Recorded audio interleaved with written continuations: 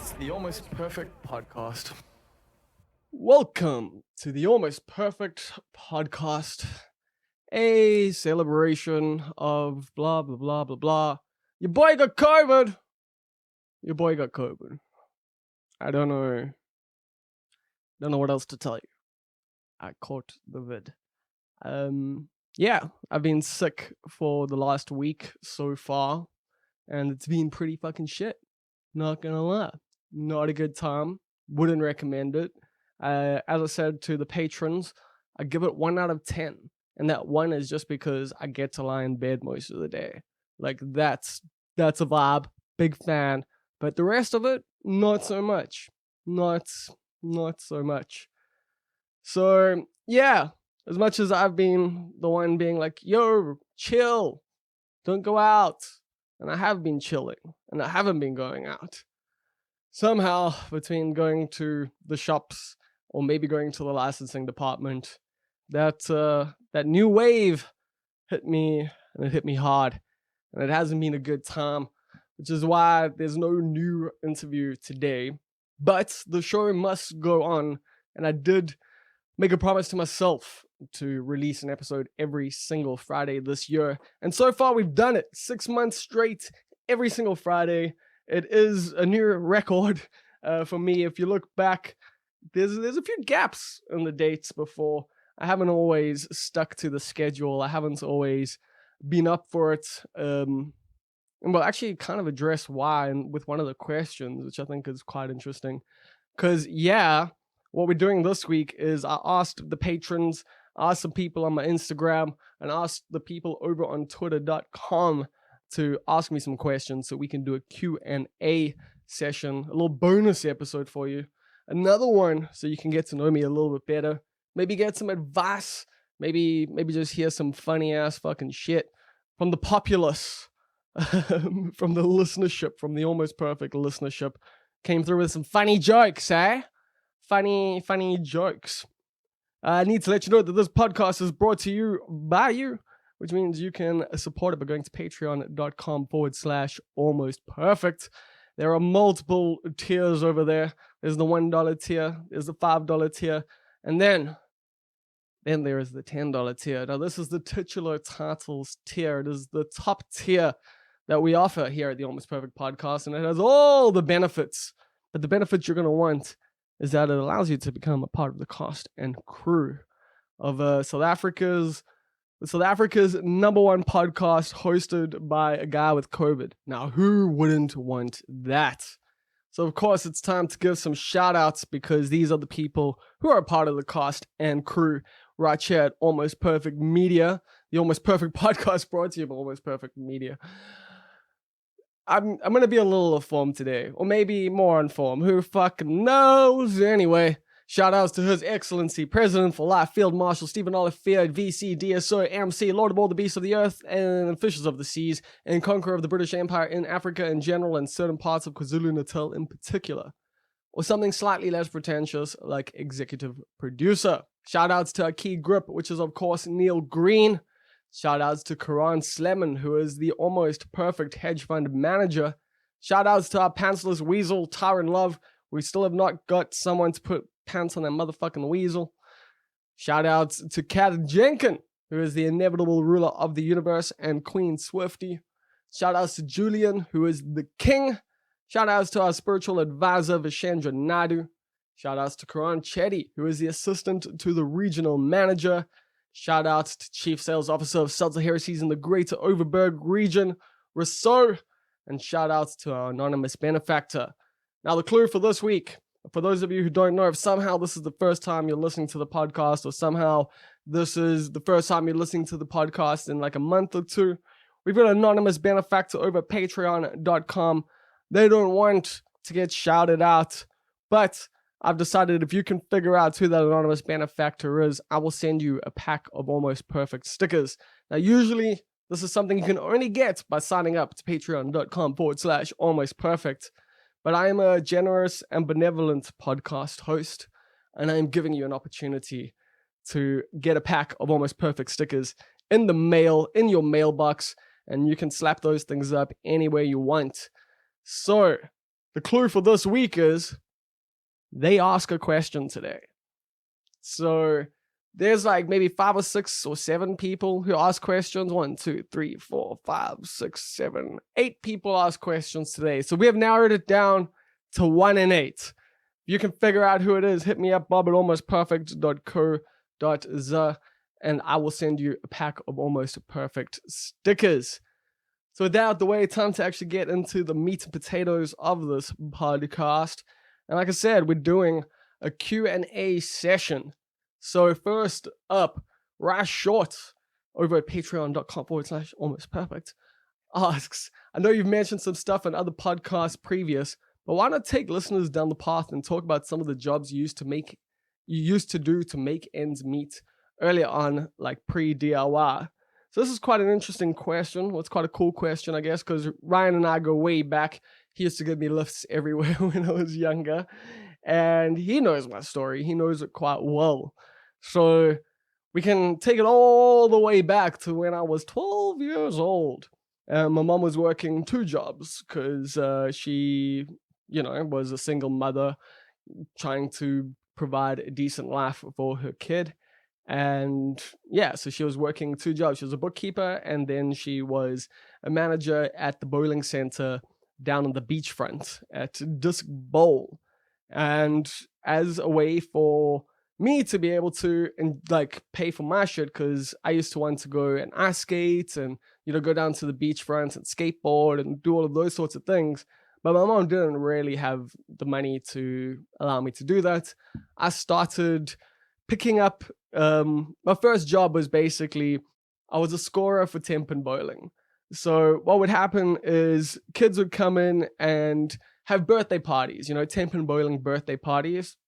And I would offer to score for them for 20 Rand.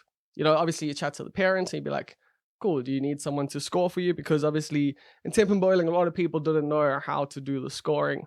And this was before the computers took my job. They took my job. They took my fucking job. The computers literally took money out of my pockets, because I used to make about 60 Rand to 80 Rand on a weekend, which was, some good money doing 3 to 4 birthday parties. And then I would head on down to the ice rink at night and I'd go ice skate there, because that used to be where I used to hang out as a young teenager. I used to go cruising, and that was where I had my first kiss. And yeah, good times. But then from there, when I was 16 and legally allowed to work, my first job was as a waiter at a shop here in Davenport Center. Can't remember what it was called. The dude was weird though. The guy who owned it was pretty weird. Then I ended up getting a job also in Davenport Center at the Photoshop there, and I worked there for about 5 years. But at the same time as that, I was picking up waitering jobs, like another one that was at Davenport Center at Badgers. That one didn't work out. But then eventually I headed to the NSA and things did work out. Like the NSA, I worked there for a while until I got 2 into the jaw.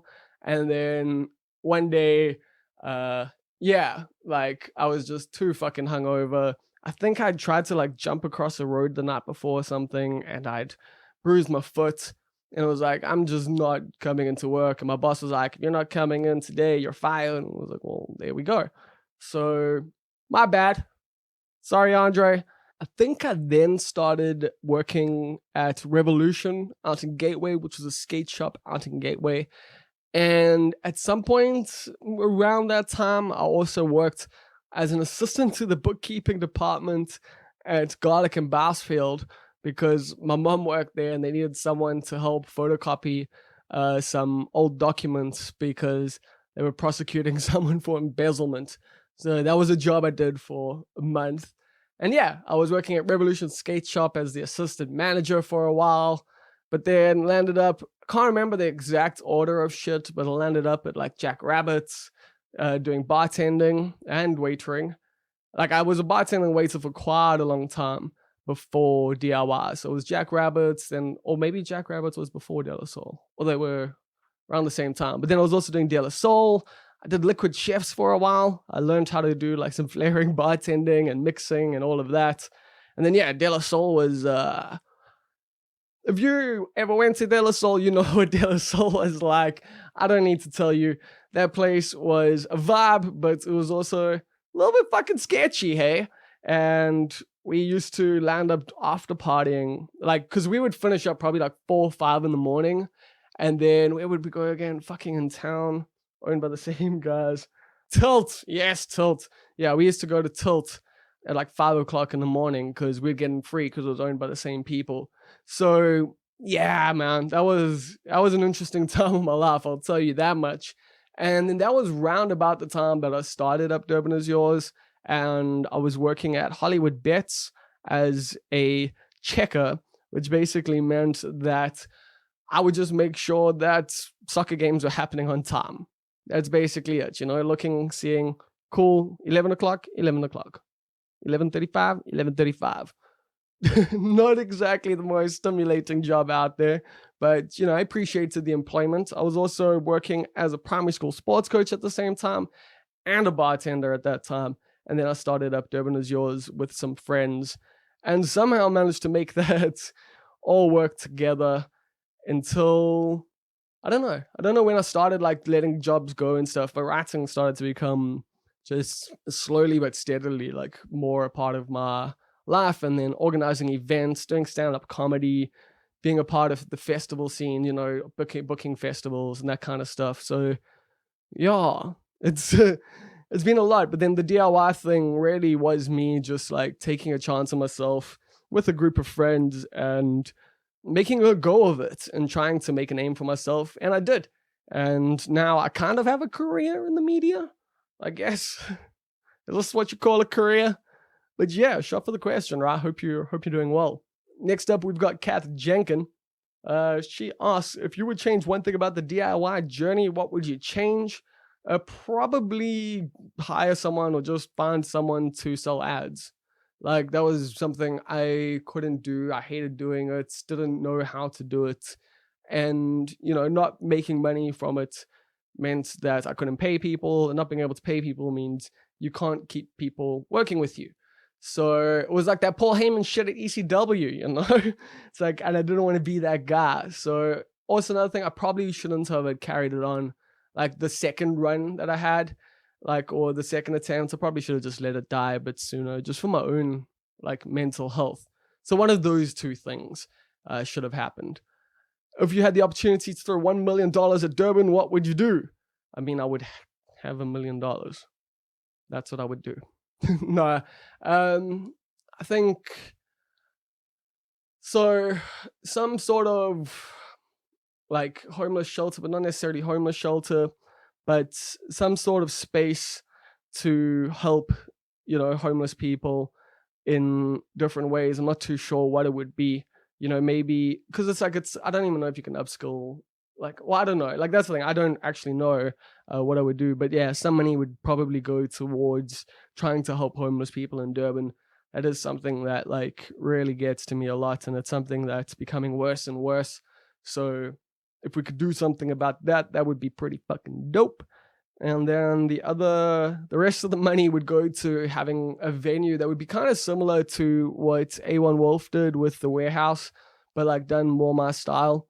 And yeah, it would kind of be a creative space for people to come and learn and create. And then at night, be a venue for music, acting, comedy, various other things, like an incubator space that allows for performance as well. Would very much be, it's always kind of been on my list of things to do, with the right funding. But I've also never really pursued it because it's kind of one of those things that feels like a pipe dream. But who knows, maybe down the line we'll get there. And if you were to give new content creators one tip, what would it be? I'd get a job, do something else. I mean, honestly, that would be my real advice, because unless you're made out for it, this shit is not easy. It's not, I don't know, it's not what it's cracked up to be, I guess. It's not something that's an easy road to fame. It's not something that's going to make you a lot of money off the bat. It's got a lot of value in a lot of other ways. But depending on what you're looking for, like if you're looking to do this as a thing that makes you money, I mean, I'm not the person to ask. You know, I'm not making a ton of cash from this thing. I'm doing okay. I'm very happy with what we're making here at Almost Perfect Media through the patreon.com/almost perfect. But I know that this game is pretty saturated, and that's only going to get worse. So you're gonna have to be able to just like, you know, make yourself step out from other people and all of that. But if you're not looking to do it as, you know, a thing that you're putting all your hopes and dreams on, and all your like, you know, the thing that's going to make you all your money, but you want to use it as an avenue to express yourself, then that's fucking rad. And then my tip would be just be yourself. I know that's what everyone says, but trust me, that's the vibe. Like, that's the whole thing. That's why people will give a fuck, if they will give a fuck. And they will eventually. You just got to keep doing it. And that's, I guess, the other tip. I know you asked for one tip here, but the other tip is just keep doing it, because you're not going to be good off the bat. You're probably not going to create an audience off the bat. It's going to take a while, and you just got to keep at it. But if you're looking to make this thing like a proper job, you've got an uphill battle, and I suggest getting something else to supplement your income for quite a while. Cool. So those were two of the Patreon questions. I'm going to come back to the Patreon questions just now, because some Slayer came with an entire interview. Zamboni asks, who's the most disappointing person you've ever met? Now, when I first got this question, I was thinking it was Rick Astley, but then I was thinking it was a South African comedian I wanted to shade, but like, fuck that. Why give that dude my time? But then I was thinking, it's got to be my fucking dad. Like, I met that dude a couple times, like as a teenager, and then he just disappeared when I was like 18. And yeah, dude, what a fucking pussy. Just a fucking weak ass, spineless fucking nobody who I actually wish I hadn't met. You know, like I could have carried on living life having never met that motherfucker, and my life would be super chilled. I mean, my life is super chilled. I'm not like that bummed about it. I'm pretty grateful he didn't have an impact on my life, that he wasn't around, because having that as a role model, ugh, what a God, I would have turned out even worse. So yeah, most disappointing person I ever met. Shout outs to Graham fucking Thompson, you piece of shit. Next up, JBS asks, is it? Yes, it is. Next up, Moose Shoots. This is Tom Moose, also Thomas McWilliam. He's also a patron, but he chose to come through via the Instagram stories. And Moose Shoots says, aliens? That's it. No question mark, no nothing. But I assume you want me to talk a little bit about these developments that have been happening. Like the United States military is like, yeah, dog, there's UFOs. We don't know what the fuck they are. I mean, I haven't done a lot of research. I see the tweets, I've clicked on some things, and like, yeah, seems interesting. I mean, they're unidentified flying objects. I don't fucking know what they are. If they are aliens, obviously there's questions. How long have they been here? Are they friendly? Are they just monitoring us? You know, like, what's the long-term play here? Are they, I don't know. You know, like, that's the thing. I just don't fucking know. I don't know if there are aliens. I assume they probably are somewhere in the universe. But I know statistically the chances of them being nearby probably pretty small.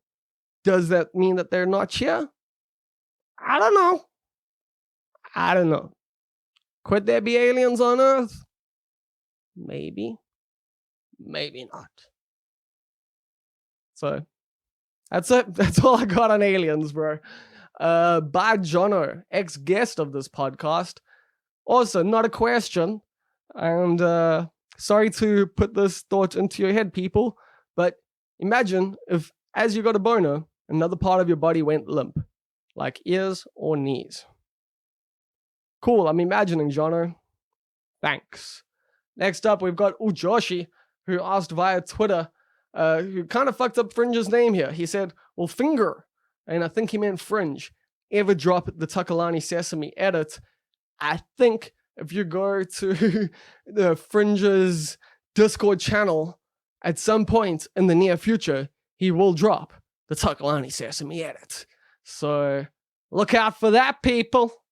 And then finally, we've got a whole interview, an entire interview from Simp Slayer over at patreon.com/almost perfect. They say, I've got like 30 questions, want to hear you ramble a lot.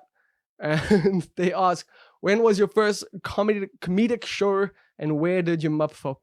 This math thing is weird, bro. I don't know. Okay, I'm going to try to get. When was your first comedic show and where did you mup perform? I performed at the Winston Pub, and this was fucking over 10 years ago now, probably like 11 or 12 years ago now. And the show is kind of legendary for people who were there, because I did this bit about there not being a god, and if there was a god, he could strike me down now. Yeah, what a shitty fucking joke. Also, hadn't realized that George Carlin did a joke where he says, if there is a god, may he strike this crowd down now. And that's a much better fucking joke. Let's get that straight. But I was like, if there is a god, may he strike me down now. And nothing happened. And then I was like, let me get closer to him. And then I stood on a stool and I hit my head on the fucking roof. And so, didn't plan that one. And I wish I had, because that was funny as shit. Like, I had a lot of friends there. I had a lot of different people. There was a very packed room. People came out to support me. And in general, I got some decent laughs, but that fucking tore the roof off the place. And it was actually rather embarrassing. But we move. Cool. So next up, Some Slayer asks, are you a Durbanite? Or if you could move anywhere to live in the world, where would you go? I am a Durbanite, but I am also keen to bounce around a little bit. The places I'd want to go are probably places I can't afford to go or get a visa to go. But there's a few options. Like, as a comedian, the dream is New York. Every stand-up comedian in the world wants to live in New York for a bit, because that's where it happens, you know? Although I hear it's not necessarily the dream it used to be. Like, for me, I've always wanted to live in New York in the 80s, and I'm not going to get to do that. So as I've gotten older, the New York dreams kind of subsided. So next up would be Berlin. Like, that one, a lot of South Africans dig going there. I hear it's quite a rad vibe. I just see pictures of that place and I'm in love. Like, I love graffiti. I love street art. I love public art. And from what I understand, Berlin is a city where art is supported and loved. And that stokes me out. And then Santiago in Chile just seems really cool as well. Chile, from what I've read, but there's obviously conflicting reports, and they've got a weird history, like all the countries do. But Chile seems like a really rad place. They've vaccinated most of their fucking population, so that's cool. But just in general, it seems like the kind of place that would be most similar to, Santiago would be like somewhat similar to Durban, but then also completely different. I think that would be quite interesting to experience. But also, I know Chile just has really good healthcare and, in general, a cool entertainment scene, a good art scene. Lots of cool creative stuff happening over that side. So I would dig to check that out. I dig to travel a lot and see a lot of South America. I dig to see a lot of Asia. So we'll see. We'll see how things go. I don't have the finances or the citizenship necessary to necessarily be able to do too much yet, but we'll see what happens in the near future. Next question. Which is your favorite Star Wars movie and why? It's always a toss-up between A New Hope and The Last Jedi, but then it's also always The Last Jedi for me. Just because I really did enjoy the character developments. I love those characters. I like The Force Awakens when I watched The Force Awakens because the characters were really cool, but the story is just, So, yeah, it was really cool to see them in their own Star Wars adventure. in their own Star Wars story that was different to a lot of what happened before, that kind of, fucked with what happened before in previous stories. And I know people didn't like what happened with Luke, but whatever, you get old and you change and you get jaded and you get fucking cynical. That makes a lot of sense to me. So I really enjoyed The Last Jedi. I think that might be my favorite Star Wars movie. So you then ask me to rank each Star Wars movie that I've watched.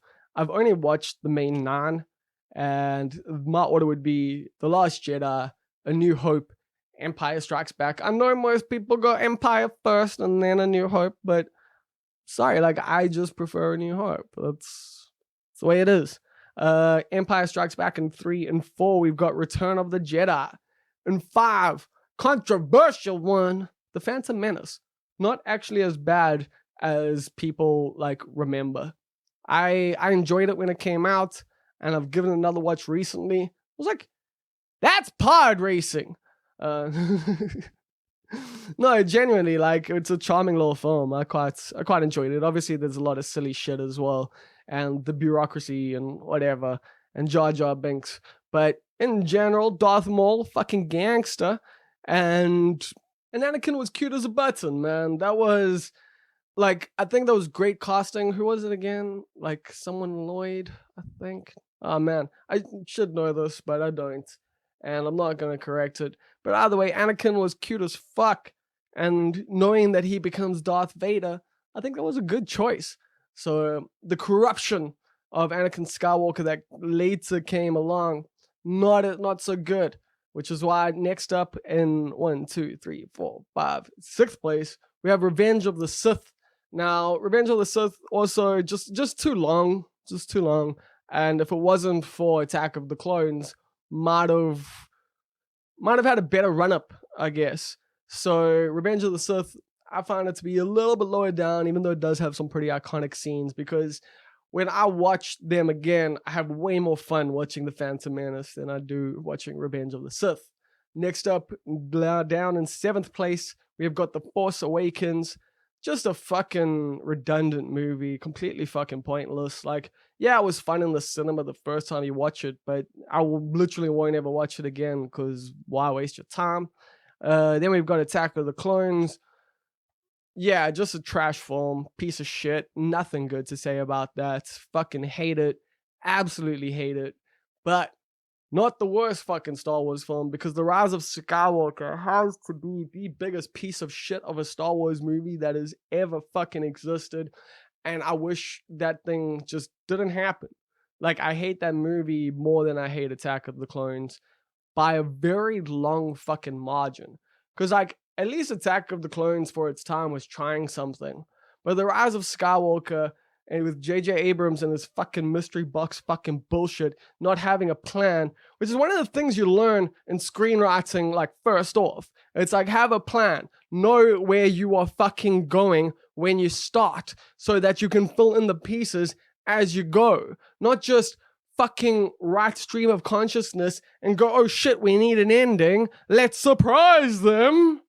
Fucking cunt. So, yeah. That's those are my Star Wars rankings.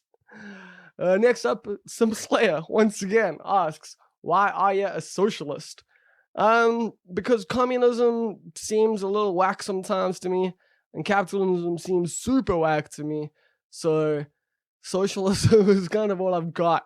Like, it's weird talking about these kind of things because, a lot of it's ideological, because like obviously it's ideological, but like I would put myself on the anarcho-socialist like level, but I don't know in reality if it's even possible, so the socialism that we've got at the moment, I would like to be extended a little bit, because most countries in the world are somewhat socialist. Like, tax money goes to building roads and schools and healthcare and all of that. Like, that is what a lot of countries do. So I'm cool with that. I just think it needs to be more. Like, I do see some issues with it, of course, though. And like, it's kind of my issues with communism is a lot of the conformity that happens within that. I'm not a big fan of that. And people can argue against it, but just look at history. Like that's my biggest problem with communism. And I know people will be like, well, that wasn't really communism. But then when are we going to get real communism? Because it seems like despots and, cults of personalities and people who don't always have the best intentions often land up as communist leaders. And the state, like, I'm just like, so that's why the anarcho side of things is like my vibe, because I just don't dig the states having tons of control over anything. That's why like libertarianism actually does have some like points to it. There's some things like when Penn says, can we solve this with more freedom? Sometimes not. And like, I'm fucking fully with you there. I would appreciate that because like I'm someone who's like, yeah, drugs should be legalized and sex work should be legalized and we should all be allowed to do whatever we want with our own bodies and we shouldn't have so much state control over us and that.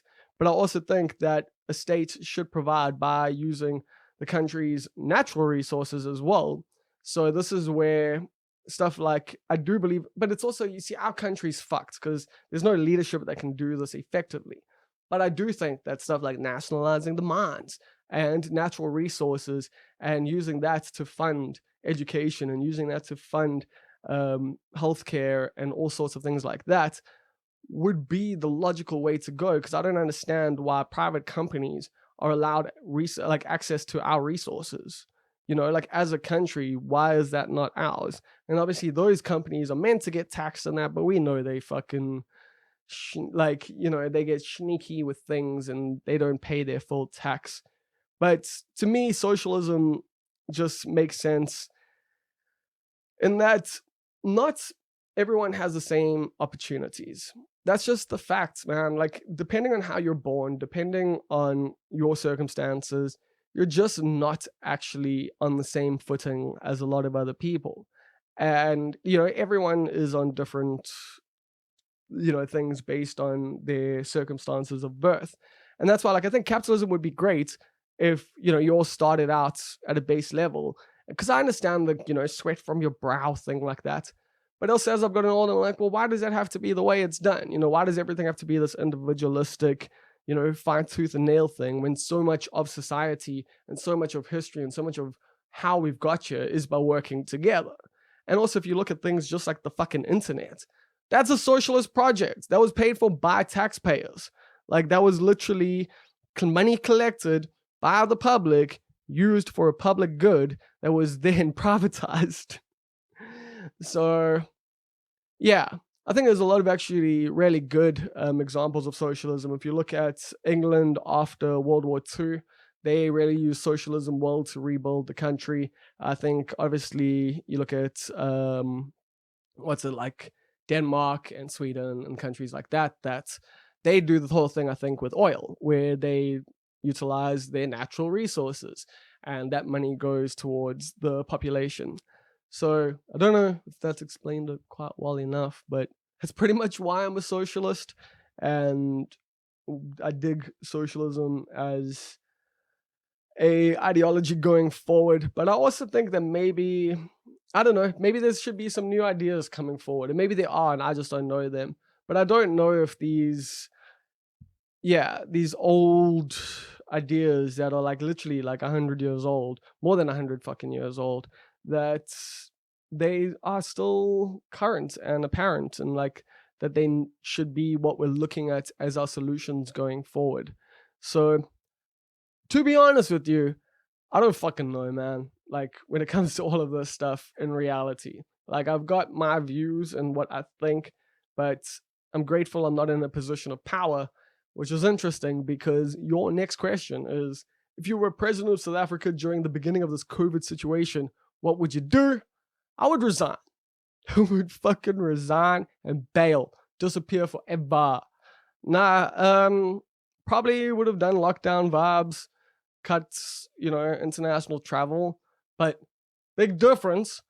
Instead of stealing a fucking lot of money, build hospitals and give everyone a basic income. Kind of like what they did in America. That shit seemed to work. That shit seemed to do quite well. But obviously our coffers are fairly different to theirs. Though, are they? Because isn't their fucking national debt like just trillions of dollars or some shit? So don't ask me how that works and why they can have fucking trillions of dollars of debt and it's 14 rand to the dollar, but we could barely even give people 350 rand. So I don't know how all of that works, but that's probably what I would do. Stop people from going out and working and give them money, and then try to just have tighter restrictions on our borders, like making sure that people actually do quarantine when they come here from overseas and stuff like that. Because, yeah, clearly that's not a thing. What is the greatest peer pressure you felt as an adult? Trusting people I knew shouldn't be trusted, because friends trust them. That is definitely it. Like a lot of people who I've initially thought were fucky, and my friends are like, nah, they're not fucky. And I'm like, oh, okay, I'll give them a chance. Turned out to be fucky. So, yeah. The greatest peer pressure I felt as an adult was trusting people I shouldn't have trusted. What are 5 things I'm grateful for? Friends and family, and I so obviously include my girlfriend in that. Having a roof over my head, having a bed to sleep in, having a fridge with food in it. Quite simply, got to keep it simple there, but those are the things I am incredibly grateful for. How much responsibility do you take for your own problems? Depends on how close I am to the problem. Immediately after, not a fuck. Very little self-blame. A lot of, why would this happen? Why would the world do this to me? And, feeling sorry for myself.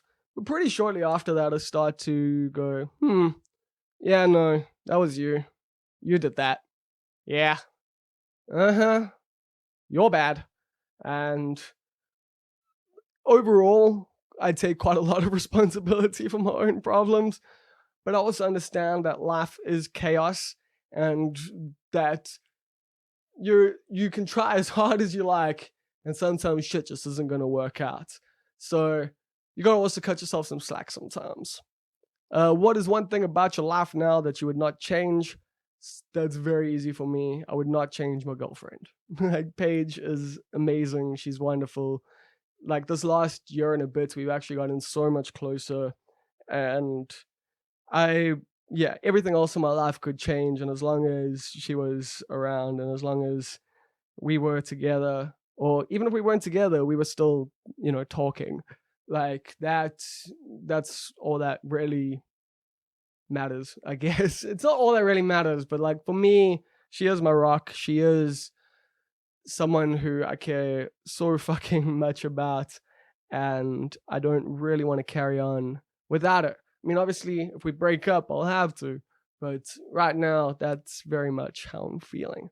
So, yeah, if everything else changed, I had to go like, yo, one thing's not going to change in my life, it would 100% be Paige being my girlfriend.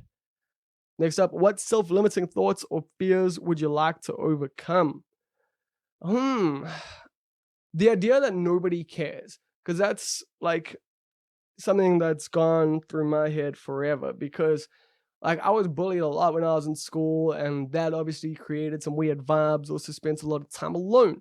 So the internal dialogue isn't always the most positive, and one of the spirals I get down is like that the idea that like nobody actually cares about what you're doing, like they're just being nice, and it's only because you've carried on doing it that they actually like care about the podcast and all the things you've done. But like, I know it's not true. Like, the stuff I've done has genuinely had an impact on other people, and that's all I've ever really wanted.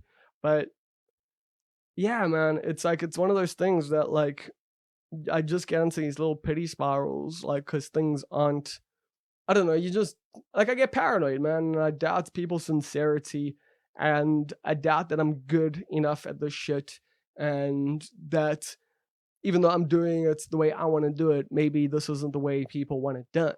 And, the public's so used to things being done in certain ways, people are so used to things that aren't like this, I guess, I also understand that that's what makes me different. That's what I'm offering here. That's the whole fucking point, is that I'm not doing what other people are doing. But obviously, by doing the thing that's done, people are usually a bit more successful.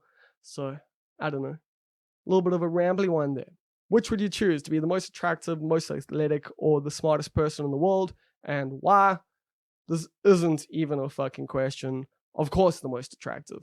Nah, like as I'm getting older, like fuck looks and shit really aren't like I'm learning to deal with the fact that I'm going bald. It's gonna happen, and whatever. It's just new looks, bro. It's different looks. I get to go through life experiencing different looks, so that's a vibe. But yeah, smartest person in the world would probably be the smartest choice there, because you could do a lot of rad things if you're smart. You could solve a lot of problems, and you could probably help a lot, make society progress a little bit. So, yeah, being the smartest person in the world, if I had to choose between those three. Of all the things people could say about you, what would make you feel the best? Oh, he's very popular, Ed. The sportos, the motorheads, geeks, sluts, bloods, wastoids, dweebies, dickheads, they all adore him. They think he's a righteous dude. Yeah, if anyone had to say that about me, that would make me feel fucking righteous. How do you picture the end of the world? I've actually got an hour and a half all about this that I just can't wait to fucking share with the world one day when I'm allowed to, when it's safe to. But I picture the end of the world to be fucking man-made, like a science experiment, essentially. Like, I mean, obviously global warming's probably gonna kill humans if we don't do something about it soon. But I also think just one day the Large Hadron Collider is gonna fuck out and just bam, we're gone. Existence over. Like just someone's gonna do a science experiment that erases us from existence and we won't even know it happened. So that's how I picture the end of the world. What activities would you do if you were not so afraid? Probably motocross. Like that shit looks so fucking dope, but no. Are you fucking yes? Like you have to be a special kind of crazy to do motocross. Like, and I know that because I know motocross bros, and those dudes are not okay in the head. How do you like to go crazy and have fun? By taking drugs and jumping off of stages whilst bands play music. And finally, last question. Have you ever tried hallucinogenic drugs for your work, like DMT, mushrooms, or LSD slash acid? Not for my work. Like, never for my work. Although I've definitely taken like shrooms and acid and shit and like, gone and watched bands and written about it. Like that's definitely a thing. I mean, a lot of my old reviews used to be very gonzo, except without the lies. Like I would actually tell you the real amounts of drugs that I did. So yeah, not necessarily for work, but whilst doing work, yeah, I guess. I have done all of those. I've done DMT, I've done mushrooms, I've done LSD. Also done 2CB. It's quite a rad vibe. Big fan, big fan. I know some of my friends apparently got given 2CB like at the one festival that I put together at Outland, and they like fucked out pretty hard. But then I got 2CB at Mealy Pop, which was such a rad festival, and I enjoyed it. Like that was a really good time. So yeah, I'm actually quite a big fan of hallucinogens. Like I don't go overboard with them.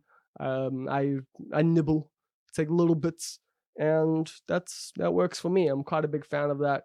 I'm not about losing that control, but it's because like the first time I did acid, I accidentally double dropped. I accidentally had like two pieces of paper stuck together, and that was a bit much. And ever since then, I've kind of always just kept it at a level below that one.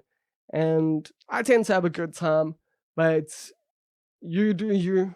Like I wouldn't necessarily tell anyone else to do drugs, but yeah, like those ones, I enjoy them. Like they don't seem to have too many negative effects. Although at the same time, some people I think do, yeah, get a little lost in the alternative realities and sometimes don't really come down to earth again. And so maybe that's something to avoid. And also, yeah, like some people deal with PTSD, I guess, and have some just hectic experiences. I've never really had a bad trip, like thankfully for myself, but I've definitely heard the stories from other people about just terrible times on hallucinogens. So buyer beware when it comes to that. But I'll be honest with you, like that's always going to be my thing. I'm always going to tell you how things are for me, and yeah, try not to steer you wrong if I can. Like, don't do heroin. Is that good advice? I think that's good advice. So that's it. That's the end of this podcast. Holy shit, how long did we do? Not too bad. 45 minutes of me talking to myself with the shitty voice. I don't know if any of you would have listened all the way through to the end. I just want to thank you for sticking by. I want to thank you for all the support. I want to thank you for all the kind words that people have said since me letting you guys know that I've got COVID and shit. And I really appreciated just a lot of people have reached out. A lot of people have, been checking up on me. A lot of people have been like, yo, if you need us to send you anything, please let me know and all of that. So I greatly fucking appreciate that. And I look forward to hopefully, I mean, we got to be realistic here. Shit could go pear-shaped, but hopefully I'll see you guys again next week on the Almost Perfect Podcast. Bye!